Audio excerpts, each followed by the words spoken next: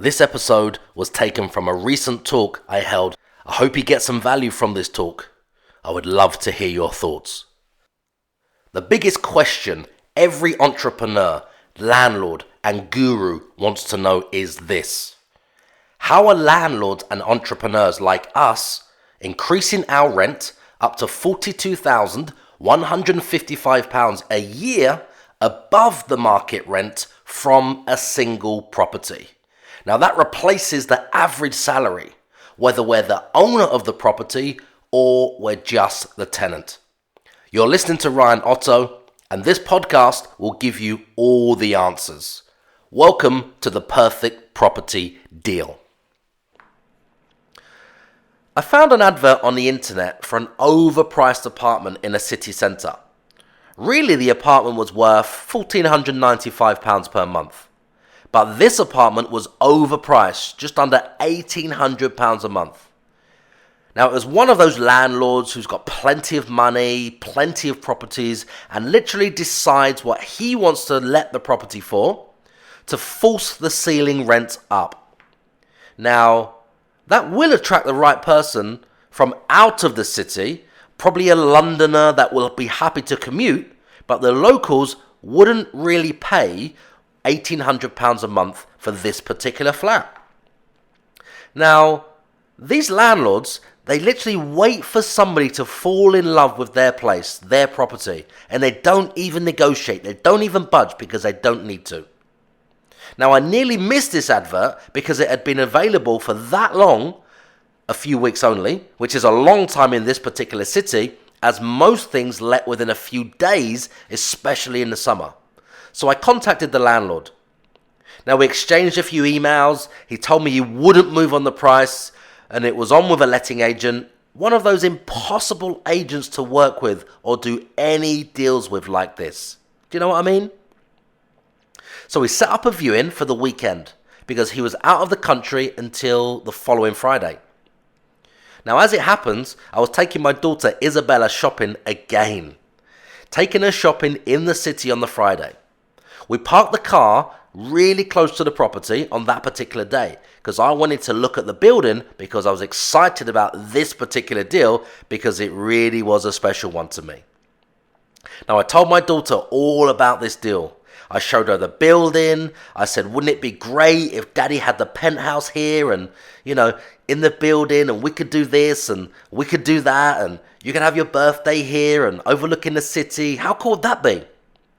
We were both excited. Now, while we were shopping, I received a call from the owner just out of the blue. He said he's at the flat now. He's doing some viewings. Would I like to come along? Of course, I said. And I told my daughter, we're taking a little detour from the shopping just to go to a little meeting. I had some business to deal with. I convinced her to leave the shops, come with me with all of her bags. She only agreed because it was that particular apartment that I'd been telling her about all day and for the last few days. So we met the owner together. I explained that we were shopping. I introduced Isabella and I told him all about my daughter, and we all chatted for a while. So I told the owner I'll get an offer over to him later that day because I'd like to propose working together on this particular deal because it would really suit my portfolio in this city because it's high end. Now, he reminded me it's non-negotiable on the price as he's got a banker, he said, waiting to rent the place. Now, when I sent him my offer, in the footer of the email, there are several links to an external website. Now, these sites in the footer of my email are the largest newspaper in that particular city. And the links were all named in a particular way that I knew would cause curiosity for whoever is on the end of receiving my emails and my offers. So the owner read my proposal and we arranged to meet the next day, Saturday morning, for breakfast outside the property and discuss the deal. Now, at the end of the meeting, after we spent at least 2 hours talking about various things and negotiating over the high price he said he wouldn't move on, which went on for at least another week later, negotiating on the price.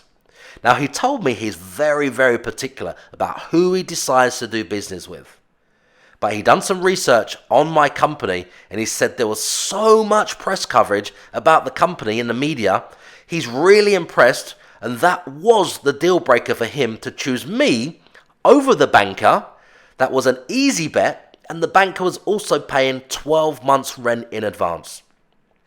Now you're about to learn the exact how of all of those stories that appeared in the press as news about one of my companies were all written by me and a journalist. Now the journalist works for me. She also works for a national newspaper as a journalist, which would have cost me thousands and thousands of pounds to have a PR agency just to achieve the same or a similar result. Thousands. So when a potential client uses the internet to find more about who they're considering to do business with, one of the most effective ways to persuade them into working with you is to be able to demonstrate that you can deliver what they need, remove any barriers, and increase their confidence, right? So that can be achieved online by spending thousands and thousands, even hundreds of thousands of pounds on PR to have a high-end media agency feature you or your company in the newspaper as an expert in your field or on numerous mentions in the newspaper, right? Now, the only problem with that is it costs you thousands and thousands of pounds to achieve and takes a very long time to build up, and there's no guarantees. You also need to have the connections or invest the time and build and nurture those connections, right? So if you're expanding into a brand new city, it's likely that you don't have these connections from the start. Now, by having an anchor story in the press, it puts you in the position of power when the landlords contact you, because they have already said yes, and you just need to deal with the formalities. A little playful negotiation and everybody's happy. There's no selling when you do it using this method. It's just a matter of business. So they need something and you want something. And you all just agree so everybody gets what they want, right? Now usually it's just don't upset the neighbors. Just don't have any wild parties. And if there's ever a problem, just let us know and let's work it out together. Now you're probably thinking, getting a news story published in the biggest newspaper in that city about your company sounds complex and expensive, and can I achieve this? In fact, it's very, very simple. Hi everyone, I hope you're getting value from these podcasts. Next week, you can look forward to how to pay 0% commission on Booking.com. What's involved in short letting? The one thing you must avoid to succeed in 2019 short letting, where you will earn more money from flats or from houses. The £4.1 billion answer, why you must be on page 1 of Booking.com. How to increase your profits short letting. I hope these episodes are helping you and helping you in your business. I would love to hear your thoughts. You can read a book that goes into great detail by a mentor of mine that helped me achieve exactly that and many more entries in the press. His book is called Ryan Holiday. He's the author of Trust Me, I'm Lying, Confessions of a Media Manipulator. Now you can get the book on Amazon by searching that title. Let me share the bio of the book. This is in Ryan's own words. You've seen it all before. A malicious online rumor. It costs the company millions. A political sideshow derails the national news cycle and destroys a candidate. Some product or celebrity zooms from a total obscurity to viral sensation. What you don't know is that someone is responsible for all of this. It's usually someone like me. I'm a media manipulator in a world where blogs control and distort the news. My job is to control blogs as much as any one person can in today's culture. It's blogs like Gawker, BuzzFeed, the Huffington Post, they drive the media agenda.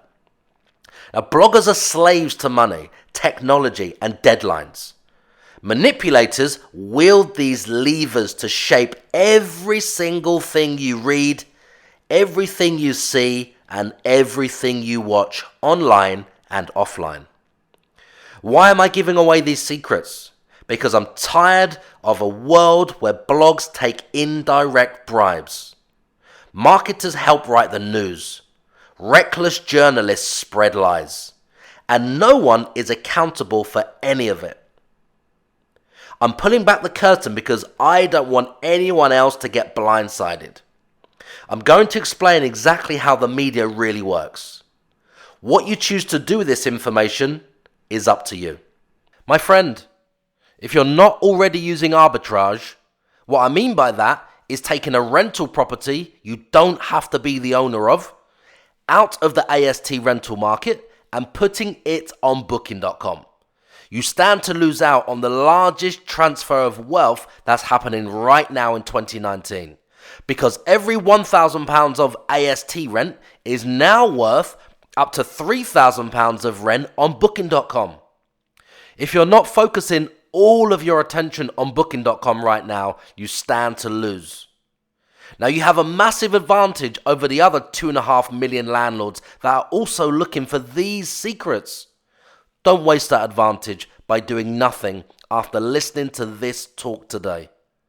You can join our communities on social media called Ask Ryan OTTO to discuss these episodes and have your questions answered on the next show. You can find us on Instagram, Facebook, YouTube, Twitter, LinkedIn, and Snapchat. I would love to hear from you and know what you liked about this talk.